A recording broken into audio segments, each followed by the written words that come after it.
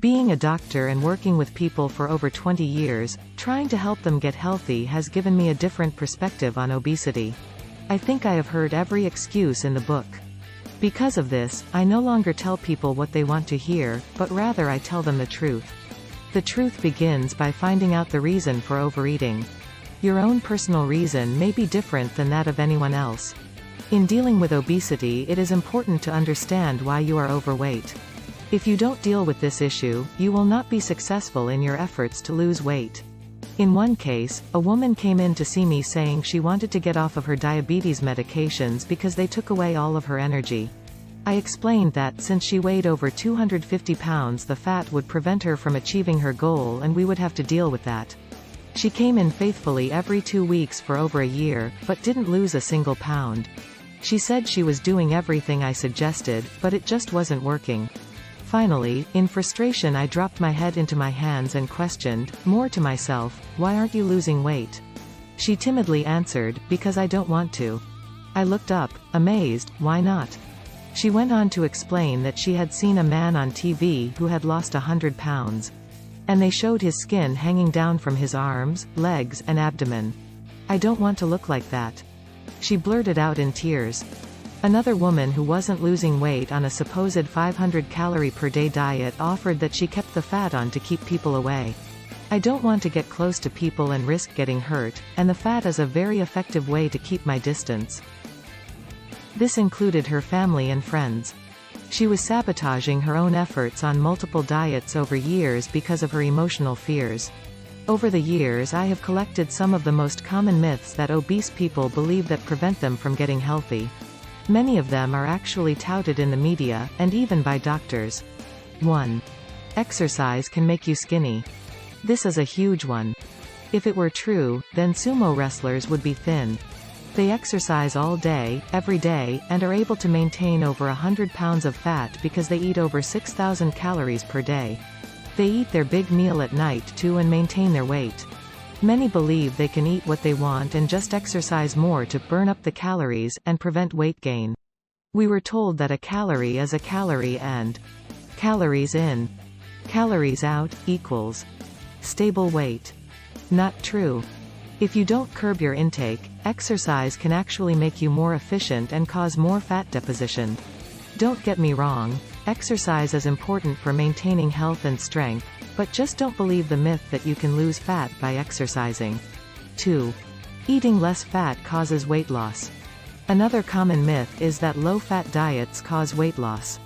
This idea was started over 30 years ago, allowing for an experiment on the whole society. As people eat less fat, they eat more carbohydrates. In fact, since the 1970s, sugar consumption has gone up dramatically from about 30 pounds per person per year, to now, the average American eats his weight in sugar every year. This has caused an epidemic of obesity, as well as diabetes. Over 60% of the population is overweight, and about 1/5 of the entire population is either diabetic or pre-diabetic. Low-fat diets don't lower body fat. 3. Low thyroid causes weight gain. I am amazed by the sheer number of people who still believe that they are overweight because of a thyroid problem. Clinics in the 1980s for weight loss that gave people high doses of thyroid hormone were surprisingly unsuccessful. Multiple studies on the effects of thyroid on weight have failed to find a connection, and yet the myth persists. There are many medical doctors and other practitioners that perpetuate this myth, telling people, "It's not your fault, it's your thyroid." They are then given thyroid hormones to take, but don't lose weight. 4. Don't look at the scale. When people refuse to allow my office staff to weigh them, I know there is a deeper problem. These are the people who don't want to look at where they are to know where they want to be. They feel they will get discouraged if they find out they are not losing weight, if their efforts are in vain. Not looking at the scale when you are trying to lose weight is like getting onto the plane and hearing the pilot say, "We're not sure where we're going, and our fuel gauge isn't working, so we'll just see what happens." I don't know about you, but I'd get right off of that plane.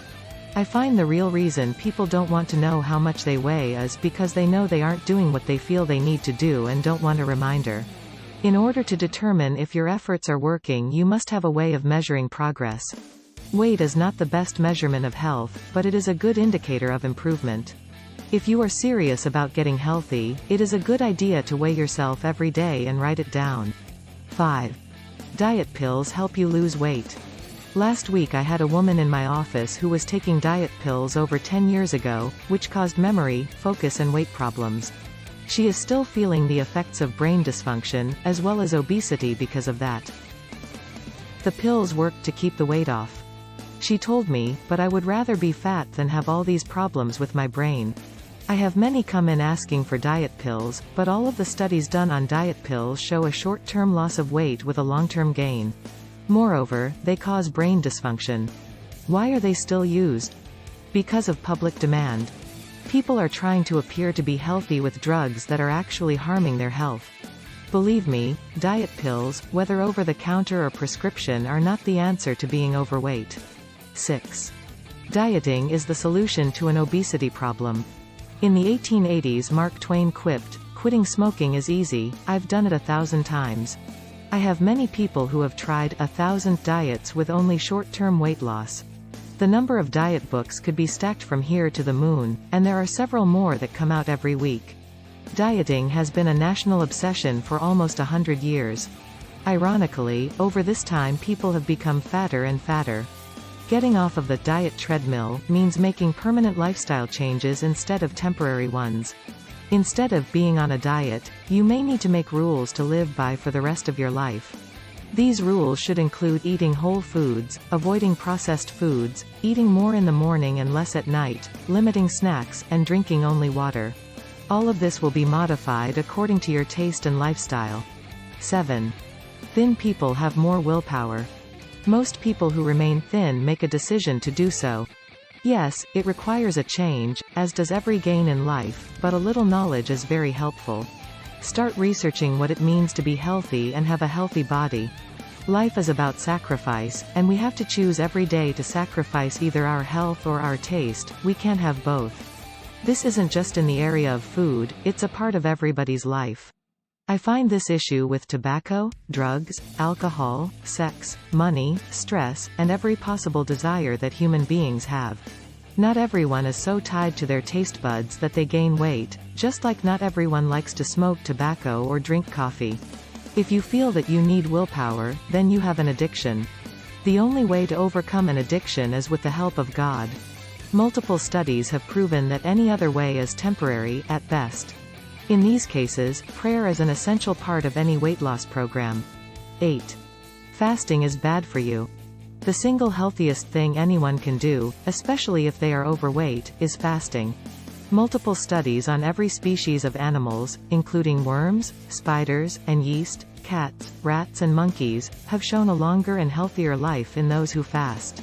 Monkeys who fast every other day live longer, healthier lives than their counterparts who are fed daily. There is no nutrient, food, pill, or juice that can boast the invigorating power of fasting. For weight loss, the benefits are tremendous. The weight comes off. About a pound per day, the hunger and cravings disappear, the stomach shrinks, the digestive system is more effective, and the weight doesn't come back easily. Fasting is the reset button for your metabolism. One man in Scotland who weighed over 470 pounds went to his doctor and said he wanted to weigh 180 pounds. The doctor said, "Quit eating," so the man did. He started drinking only water and taking a vitamin and electrolyte, salt, potassium, minerals pill. After a year and 18 days without food, he weighed 180 pounds. He began eating sensibly, and 9 years later he still weighed 180 pounds. You can start with just 1 day of drinking only water. Sometimes it takes as long as a week to begin your fat-burning metabolism. Be careful of hypoglycemia, or low blood sugar. You may want to have some raw almonds, carrots handy in case you get headaches, weakness, or cold sweats. There are many good books on fasting. I would recommend getting information if you don't have any experience with this most healthy dietary change. 9. High nutrient and low-calorie foods are expensive. Of course, ounce for ounce you will find that organic foods cost more than those smothered in pesticides, and prepared foods seem to cost less than their unadulterated counterparts, but this isn't the whole picture. Eating smaller amounts of grass-fed meat, or wild-caught fish maybe twice per week, and having organic fruit and vegetables instead of packaged snacks is actually less expensive. People who are eating nutritious foods don't eat when they aren't hungry, whereas snack foods are eaten for taste and hunger doesn't matter. That's why people get fat on snack foods. Moreover, preparing the food in your home will save lots of money over going to restaurants. The average American eats in a restaurant 5 times per week. This is significantly more expensive than bringing food from home, and it's more nutritious. 10. You can eat anything you want and still lose weight. People are often told they can have their cake and eat it too. After trying this for many years, one would think that people would catch on to this scam. These are telling people what they want to hear. This is the big lie of lies in human metabolism. The fact is, without sacrificing food there is no way to be healthy. Mostly, we just have to change our thinking to begin eating for nourishment instead of for taste. Over time, nourishing foods become tastier, and the engineered foods become nauseating. I eat hardly anything. And I still gain weight. A young, overweight woman explains in tears.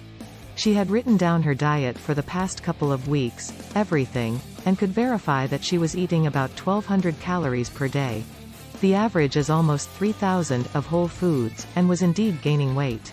From the diet record, however, we found that she was eating a lot of fruit, and having a metabolism sensitive to sugar. This made her gain weight. We took out the fruit between meals and substituted nuts, celery, and cucumber, and she started losing weight for the first time since she hit puberty. But, it required the sacrifice of all sweet things, including healthy and natural sugars like fruit. Another of my patients came in looking for a diet pill. I explained the risks and benefits and she said, "That's not worth it. What can I do instead?" I told her the myths above, and then explained the principles of maintaining a healthy body. Several months later, she came back. And I didn't even recognize her because she had a nice figure. I asked her how she did it, and she said, "I just did what you said. I decided that if there was no easy way out, I would just have to change my diet." The 10 real rules of weight loss are simple, and everyone knows them. 1. It's all about the food. Don't eat processed foods, especially those with chemical additives, colors, flavors, sweeteners, or preservatives. 2. Only eat whole foods, especially lots of green vegetables. 3. Eat small portions. 4. Fast 1 day per month. 5. Limit sugar in all forms. This includes natural sugars like fruit and juices. 6. Drink only pure water. 7. Eat as much raw, fresh, organic food as possible. 8. Buy grass-fed, free-range meat and dairy and eat it sparingly. 9. Avoid restaurants. 10. Use lots of spices. With these principles in your arsenal, you can win the war against fat, become healthy, and truly live a long and happy life. If you have benefited from this video, immediately hit the subscribe button and bell notification now for your next